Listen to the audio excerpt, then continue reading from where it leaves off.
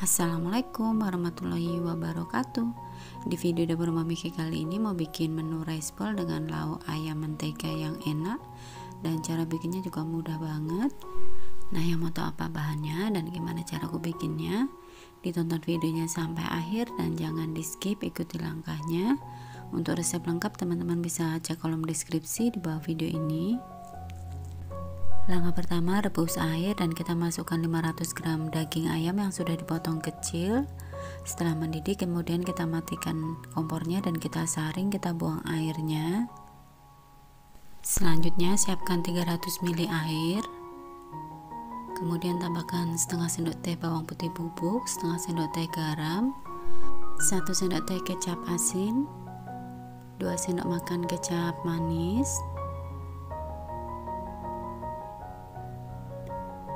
kemudian tambahkan 1 saset atau setara dengan 1 sendok makan saus mentega, 1 sendok makan margarin atau mentega,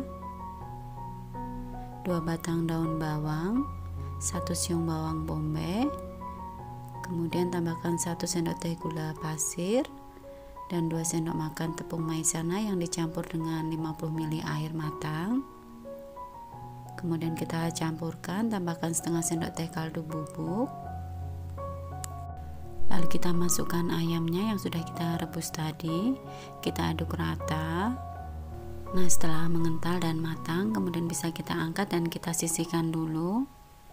Untuk bahan saladnya, siapkan sayur kol yang sudah dirajang halus, 1 buah wortel, mayones, dan daun selada.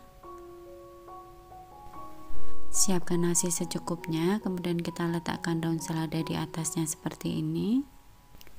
Kemudian letakkan ayam menteganya, lalu sayuran saladnya seperti ini. Terakhir kita beri dengan mayones. Kemudian bisa kita tabur dengan wijen sangrai di atasnya.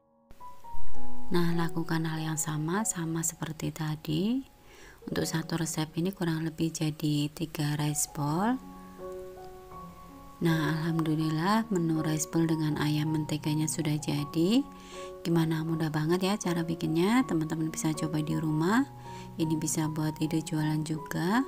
Yang pasti ini rasanya enak, manis, gurih, creamy banget.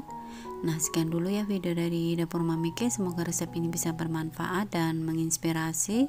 Sekian dulu, wassalamualaikum warahmatullahi wabarakatuh.